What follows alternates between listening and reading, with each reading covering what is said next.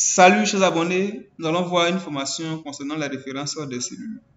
Nous allons voir ce que c'est qu'une cellule relative, ce que c'est qu'une cellule absolue, et également ce que c'est qu'une cellule mixte.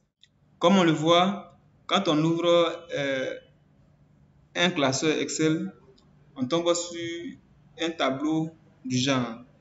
Ce tableau, on a des cases qui figurent. Quand on clique sur une case, on voit en haut à gauche, dans la zone des noms, qu'il y a une lettre ou bien des lettres avec un chiffre ou des chiffres qui sont sélectionnés. Ça, c'est la référence de la cellule sélectionnée. Ok. Comme on le voit ici, il y a une lettre et puis il y a un chiffre. La lettre correspond à la colonne, puis le chiffre correspond à la ligne. Donc, nous sommes à l'intersection de la colonne B et de la ligne 6. Donc, ça fait ici B6. Ok.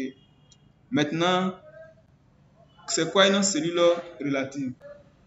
Une cellule relative, comme on le voit ici, si on veut faire des calculs ici, un exemple, je fais égal. Je prends la cellule qui est au-dessus là, et je fais entrer. Donc, c'est 6. Si j'évolue vers le bas, en haut c'est C6, en bas on a plus C6, mais on a plutôt C7. Donc, ça a changé.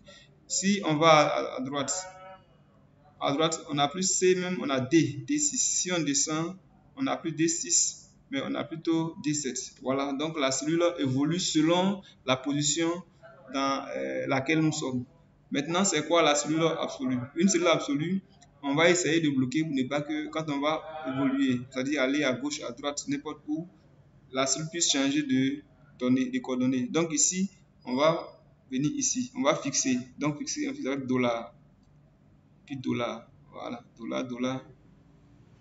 Ok, donc ici la cellule est devenue absolue. Quand on va vers le bas, on a toujours C6. Quand on va devant, on a toujours C6. Quand on va en haut, on a toujours C6. Donc la cellule n'a pas bougé. Ok, c'est bon. Maintenant, on va voir le dernier élément qui est la cellule mixte. Ok, là, ce qu'on dit, quand on dit mixte, c'est entre deux éléments. C'est-à-dire que c'est entre relative et absolue. Donc elle est tantôt relative, tantôt absolue. Maintenant, concernant notre travail ici, concernant Excel, elle est à la fois, c'est-à-dire elle peut être absolue sur la ligne et être relative sur la colonne, ou bien être relative sur la colonne, sur la ligne, pardon, et bien être absolue sur la ligne. Ok, on va voir ça. Donc ici, voici les éléments qui sont là. Les dollars là, c'est la position qui va nous aider à savoir comment rendre la cellule mixte. Si on veut que la cellule se déplace sur la ligne 6 seulement, la ligne 6, dans ce cas, le C peut changer. On peut aller en D et B, ainsi de suite. Dans ce cas, le dollar sera mis du côté de C. Le dollar sera mis du côté de C. Ok, donc quand on fait entrer, voilà, ça va. Quand on va évoluer ici, on voit qu'on est resté sur D6. Là, on n'a pas senti, mais on va essayer de descendre ici.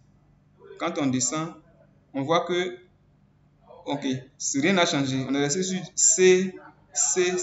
Alors que 6 c'est plutôt ici. C'est-à-dire descendre plutôt sur C7, mais c'est resté sur C6. Si on va également l'autre côté, voilà, on verra que c'est resté sur, voilà, sur D6. Ça n'a pas changé. Alors que ça devait être D7.